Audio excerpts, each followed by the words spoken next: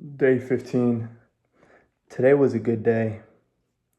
Every day is a good day. Blessed, can't complain.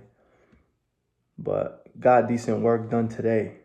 Good progress. So last week was a whole different story. These people did not want to respond to me.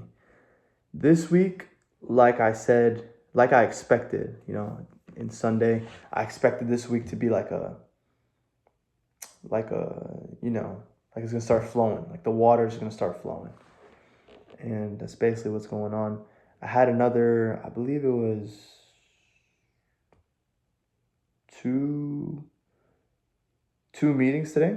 Yeah, I had about two meetings today, and so I'm running into this dilemma where the accounting firms are either too small or they're too big.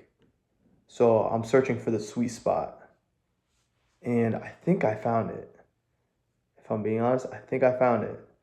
So yeah, let me just go ahead and say what I did today, and then I'll go ahead and explain after.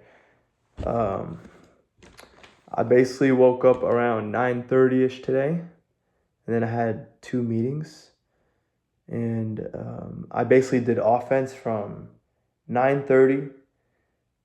Well, nine to 9:30 to 10. I basically like got a shower, got up, and got ready. And then from 10 till like 2:30 was offense. 2:30 till around, what time is it right now? Around like 12:30 slash 1ish. I was doing defense. Um, Minus 2 hours though. There's 2 hours that I can't really talk about today. Um, but yeah, so offense in the morning, defense at night.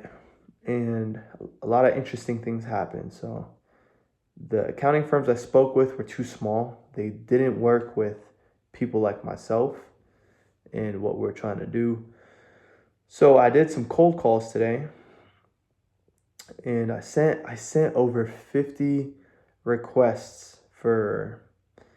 um, for accounting firms I had on a list. I'm speaking pretty slow today, but I'm trying to collect my thoughts. Yeah, so I basically sent like 50 emails slash forms on websites, and I got a lot of great results. They actually started responding to me, and I decided to do some cold calls. I did about like 10.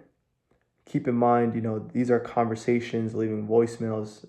They average around like 3 to 5 minutes a call, and every call is a response. So that's about like a good hour straight on the phone. And I actually spoke with a partner today. I got on the phone with one of them, and he told me some interesting things. So the firm I called on, they do a minimum deal count of $50 million. So the deals I'm targeting is somewhere between 1 to 5 million, and they do deals that are a minimum of 50 million. But the guy was super nice to me. He was extremely nice, and he told me a couple interesting points. One is he gave me like about 5 or 6 accounting firms that are smaller, but not too small, right? They're just the right size to work with me. And he gave me about 5 to 6 names of firms, and it was awesome, right? But he did tell me that they receive a lot of similar requests as mine, and typically people ask for rollover fees or success fee basis or deferred fees, whatever term you want to use, and they don't like doing that. They said that they've done it and the results with it haven't been great. And he was like, typically about 3 out of every 10 people that do it actually succeed. And he basically put a little bit of water on my fire. He was talking about how it's hard and 3 out of 10 make it. And I was like, wow, you're being generous. Like I came back at him, we had a super professional, polite conversation, and I told him something along the lines of like, 90% of businesses fail within the first year. So 30%, I'll take those odds. You're being generous, blah, blah, blah. And he gave me some good suggestions. And he was just a good person to talk to. And the cool part was the suggestions he gave me. I actually got one of them to get on a meeting with me on Friday. So that's going to be an interesting report this Friday. This Friday is the 20th of this month. This month has been going by too fast, man. Too fast. End of the year, the time just slips past you. Slippage, man. Yeah, the end of this month, for sure need to get an accounting firm and hopefully a law firm. Like what if the ball just starts rolling? You know what I mean? I'm starting to feel good about it. Last week I was feeling the anxiousness because these people weren't even responding to me. Now I'm getting the responses. I was doing the cold calls, and today's intention, I was literally typing down the names of the front desk people because I'm planning on recalling these people. I want to get to know them. I want them to get me through the gate. You know, they're the gatekeepers.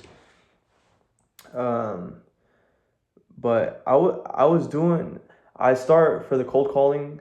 I'm starting to adopt a different mindset. I heard Kevin O'Leary. He said something very interesting. If you don't know Kevin O'Leary, he's on Shark Tank, which is a very, very famous show that talks about investors and buying businesses. Anyways, he talks about something very interesting.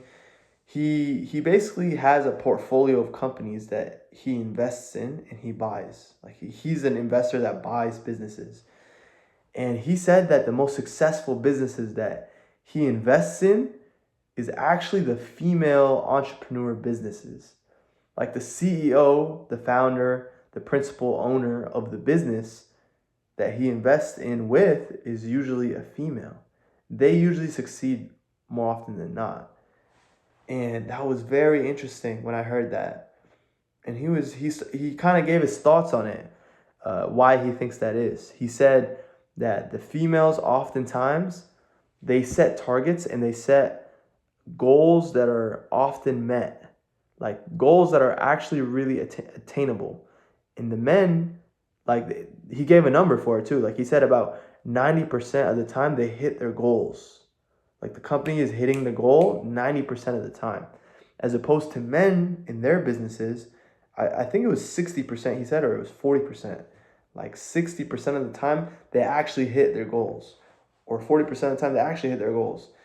And the advantage that the women had is that when you're always hitting the goal targetedly, or you're hitting the target constantly, it creates like a winning environment. You have people that want to join. You have the top employees. You attract the best talent. And when I heard that, I found that extremely interesting. And I looked at my goals and what I set. And why do I set like higher goals? Like look, I understand that you need to set ambition towards your goals, but you also have to hit your goals. So that way you could build your confidence, your self-esteem, your mentality grows, you become stronger. So like everything in life, it's balance, right? The art of life is balance. Like you need to have a balance between that. Like you can't be too ambitious. It's good to think wild and outside the box, but you need to balance it. You need to hit your targets at the same time. So I started putting in, a minimum of 10 calls a day. And I think that's easy. I could do that. I could hit that target. It doesn't hurt if I do more than it, right? But it's better for me to set that target. So every day when I'm following up on my schedule, I put green, green, green. I start checking them off, checking them off. Like last week, I had a lot that I didn't check off, and it kind of like it drains you. You wanna have the check mark. It gives you something, man. It gives you that energy. But like everything in life, it's balance. So people say like you can't be a workaholic. You got to balance your life. I don't believe in that either. You see, like if you don't have money, your life is unbalanced. If you're too nice and you don't have the ability to be mean, you're unbalanced. It's not good. It's not good that you're so nice. You have to have the ability to be mean in order to give the ability of being nice. Like the true genuine ability of being nice. Like, you can't have one without the other. Like the yin and yang of everything. Everything's balanced. You know, the fact that you die means you get to live. So the fact that you don't have money means you have a large imbalance in your life. So like you're really imbalanced like this way. So like when the car is steering this way, you wanna steer it that way so you could like get it back on track, right? So you're really unbalanced. You really don't have money. You're really not working. You gotta go hard. Like you gotta be a complete workaholic. So you turn it around, and when you have money, then you could create the balance, right? Everything's about balance. But yeah. What else did I want to talk about? Another thing was on defense. I spoke with some interesting people today. One guy I spoke to today, he was telling me about, like, I was picking him up and he was just very open. Like, he was telling me, like, sorry, man, my car's in the shop. It has about, he said, I believe it has about 9 shots of a 9mm. And I was like, what is this guy talking about? What do you mean, I believe? Like, you're not sure if your car got shot with bullets? He's like, no, I'm sure it got shot, but I wasn't sure if it's a 9mm or not. And then he was telling me how, like, he has a girlfriend, and his girlfriend's ex was mad at him for taking his girl and went and, like, shot his car. And it was crazy when he was telling me about it. I was thinking about a ton of different things. And he was like telling me about like what he wants to do to the guy. He wasn't saying like he wants to kill him or anything, but he was just like, I guess this video is not going to harm him. No one really watches it. I'm not going to say his name. I don't even know his name. Forgot it. But he was like, yeah, his girl used to handle all of his finances, etc. So she has like all of his passwords, his bank passwords, I think his social, like his cards, like all of his information. And he was like, if he keeps messing with me, I'm gonna give him 6 months. If he does anything in the next 6 months, I'm gonna put all of his stuff on the dark web. I was like, whoa. The guy was super intense. Like he was telling me, yeah, I sold Herb back in the day. Herb, or no, yeah. He said Herb. At first I thought he said I sold Solar, but he said sold Herb, like sold Herb, but he like mixed it together. Herb, like what are you talking about? He sold weed. That's what he's trying to say. And he was telling me about this guy. Basically, this guy, it wasn't his girlfriend. He didn't break up with a girlfriend. He basically had a wife and he had kids, and the wife got a divorce from him and went to a drug dealer. This guy got mad and he wanted to do something about it. And I was just like, man, like girls could really run the world. Like they really do run the world. People died for less.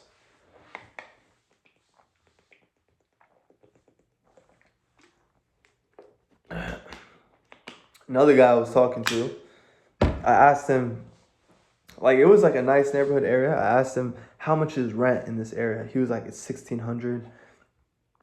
And then he's like, yeah, did you know that the people that own this building own all the buildings in this neighborhood? And it was like a ton of buildings. It was like maybe like 10 to 20 buildings, like apartment complexes, like all next to each other.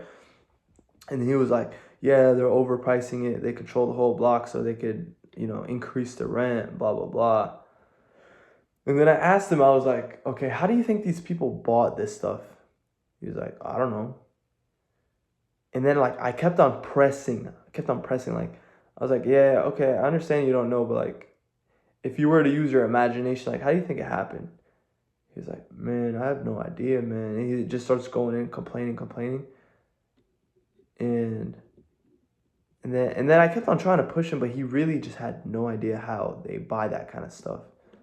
And that was his conclusion. Like, I don't know, like it's never gonna be me. Like he said,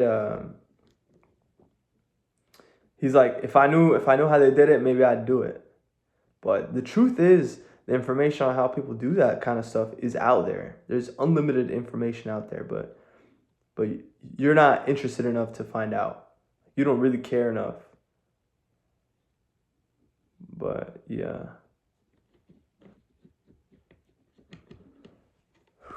I have to work out right now. It's super late. Yeah. I'm gonna end it there.